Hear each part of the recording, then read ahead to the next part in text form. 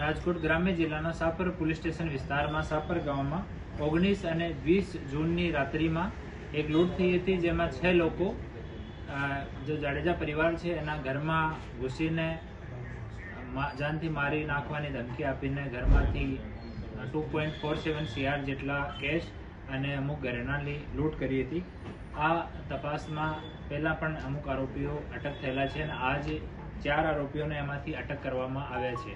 આ પૂરો ઘટનાક્રમ જો છે આ મુજબ છે કે એક બહાદુર નજરુભાઈ બબેરિયા, રહેવાસી રાણાપુર, ઝાંબુઆ, મધ્ય પ્રદેશ, આ 6 વર્ષ પહેલા જો અરજદાર છે જીતેન્દ્રસિંહ જાડેજા, એની વાડીમાં એનો એક પરમાનન્ટ ભાગ્યા છે પ્રવીણભાઈ પટેલ. પ્રવીણભાઈ પટેલના ફાધર અને ગ્રાન્ડફાધર એ પણ આ જીતેન્દ્રસિંહ જાડેજાના પરિવારના ભાગ્યા હતા, પરમાનન્ટ એની સાથે ખેતીમાં કામ કરે છે. તો પ્રવીણભાઈ આ બહાદુરને પેટા ભાગ્યા તરીકે રાખ્યા હતા. તો 1 વર્ષ સુધી આ બહાદુર અહીંયા કામ કર્યો, પછી અહીંયાથી બહાદુર મધ્ય પ્રદેશ જતો રહ્યો. પછી જૂન મહિનામાં 6 કે 7 તારીખના રોજ ઝાંબુઆમાં એક મેળો ભરાયો. આ મેળામાં બહાદુર, એક સાગર મેડા, એક રાજુ, એ લોકો મુલાકાત કરી આપસમાં અને એ લોકો વાત કરી કે અહીંયા સાપરમાં એક પરિવાર છે, ત્યાં બુજુર્ગ પતિ પત્ની અહીંયા રહે છે અને એની પાસે મોટો સોનું કે ચાંદી મળી શકે. આ લોકોને ઘરેણાની ઇન્ફોર્મેશન હતી કે ઘરેણો અહીંયા મોટી માત્રામાં મળી શકશે. પછી એ લોકો આ વાત જો છે નિલેશ અને પપ્પુ મછાર સાથે કરી. એ તમામ લોકો છે એ અહીંયા ભાગ્યાનું કામ કરે છે, મજૂરીનું કામ કરે છે, છૂટક મજૂરીવાળા કામ કરવાવાળા લોકો છે. પપ્પુ મછાર જે છે એ વિજન માવી સાથે એક વખત જેલમાં રહીને આવી ચૂક્યો છે. વિજન માવી આજ હાલ પકડાયો છે. તો પપ્પુ મછારે આ વાત વિજન માવી સાથે કરી કે ભાઈ આમ એક મોટો કામ થઈ શકે આમ છે, તો તમે લોકો કરી શકો પણ અમારે હિસ્સેદારી આપવી પડશે. વિજન માવી આ લોકોને કીધું કે ભાઈ તમે પહેલા સર્વે કરો, તમે વેરીફાઈ કરીને પછી અમને કન્ફર્મ કરીને કહેજો. તો 15મી તારીખ જૂનમાં 15મી તારીખના રોજ એ લોકો બહાદુર, સાગર મેડા, રાજુ, નિલેશ અને પપ્પુ એ 5 લોકો 15મી તારીખના રોજમાં તુફાન ગાડીમાં સવાર થઈને અહીંયા આવ્યા અને અહીંયા એ લોકો પૂરો 3 દિવસ સુધી 15, 16, 17 3 દિવસ સુધી સાપરની ગામની આજુબાજુના CCTVની, પોલીસ સ્ટેશનની લોકેશનની, આના ઘરની, અહીંયાથી કઈ રીતે ખેતરમાંથી નીકળી શકાય, ક્યાં જઈ શકાય, બસ ક્યાંથી મળશે, વાહન ક્યાંથી ચોરાવાના, આ બધી વસ્તુનો એ લોકો 3 દિવસ સુધી એ લોકો અહીંયા રેકી કરી. રેકી કર્યા પછી 16 તારીખના રોજ એ લોકો કન્ફર્મ થઈ ગયા. તો પપ્પુ મછારે વિજન માવીને રિપોર્ટ કરી દીધો કે ભાઈ અહીંયા બધું ક્લિયર છે અને અમે કન્ફર્મ છીએ કે અહીંયા મોટો માલ મળશે, તો તમે લોકો ત્યાંથી આવી શકો છો. 17મી તારીખે સવારમાં નીકળવાના હતા ત્યાંથી લોકો, પરંતુ કોઈ કાળી ચીડિયા એનાથી સામેથી નીકળી ગઈ, તો એને એ લોકો અપશગુન માનતા હોય, તો એના લીધે 17મી તારીખે એ લોકો પોસ્ટપોન કરી દીધો ત્યાંથી નીકળવાનો. પછી 18 તારીખના રોજ સવારમાં એ લોકો 6 લોકો એ જો વિજન માવીની ટીમના લોકો છે, જેનું નામ હું આગળ કહીશ, અને 2 લોકો ગાડીવાળા દિનેશ અને શેતાન, એ બંને દાહોદના રહેવાસી છે, બાકી 6 લોકો જાંબુઆના રહેવાસી છે. એ 8 લોકો ત્યાંથી નીકળ્યા.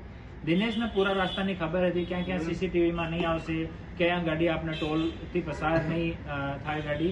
તો અમે લોકો ત્યાંથી નીકળીને અને ધંધુકા, વડોદરા પછી ધંધુકા આવ્યા, ધંધુકા પછી જસદણવાળો રૂટ લીધો, જસદણ વિછિયા થઈને ગોંડલ ગયા, ગોંડલથી થઈને સાપર આવ્યા. 18 તારીખની રાત્રિમાં 11 વાગ્યાની આજુબાજુમાં લોકો સાપર પહોંચ્યા.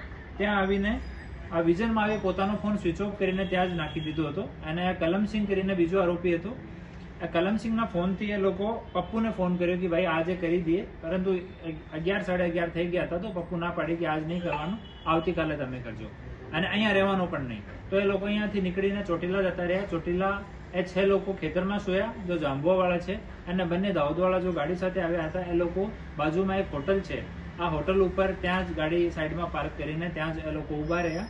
બપોરમાં એ લોકો જો નેક્સ્ટ ડે 19 તારીખના રોજ 3 લોકો આમાંથી ત્યાંથી નીકળી ગયા.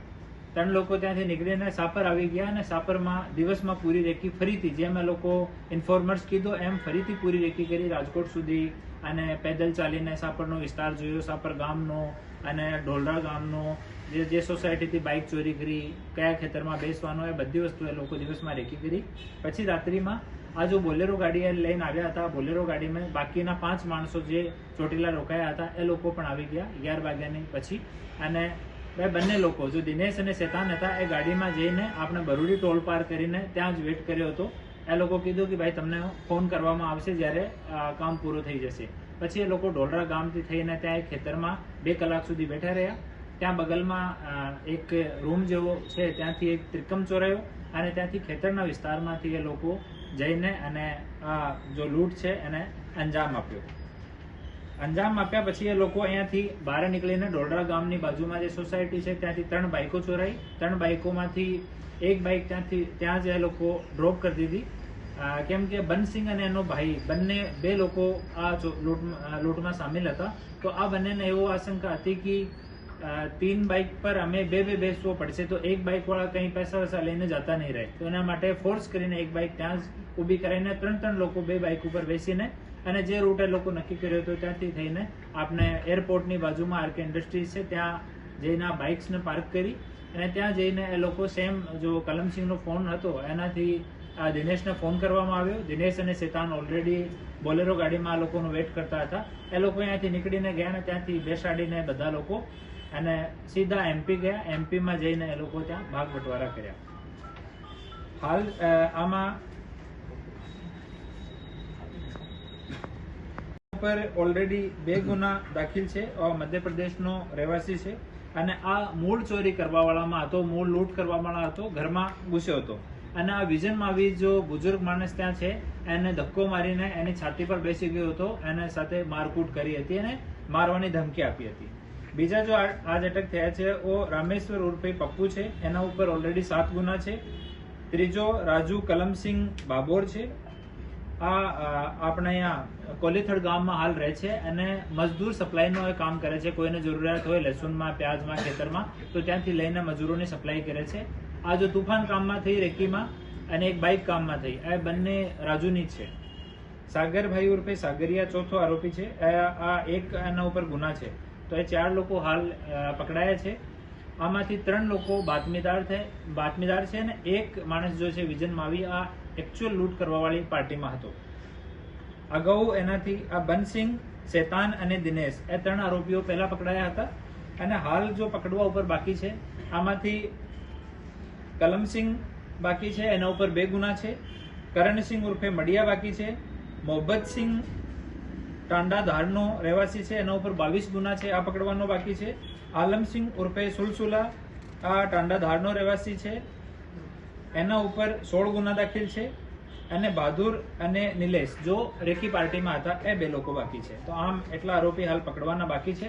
એ લોકો રાત્રિમાં અમારી એલસીબીની ટીમને ઇન્ફોર્મેશન મળી કે જે જગ્યા રાજુ કોળીથડમાં રહે છે ત્યાં આ વિઝનમાં આવી આ ઇન્ફોર્મર્સ માટે અમુક પૈસા લઈને આવવાનો છે અને ત્યાં લોકો ડિસ્ટ્રીબ્યુશન કરવાના છે. તો આ બાતમી ઉપર એસપી નવીન રેપુડી જસ્ટન અને એલસીબીની ટીમ અને લોકલ ટીમ જો છે એ ત્યાં પહોંચ્યા અને આ લોકો પાસેથી 12.5 લાખ જેટલો કેસ સામાન બરામદ થયો અને એક તુફાન ગાડી અને એક મોટરસાયકલ બરામદ થઈ.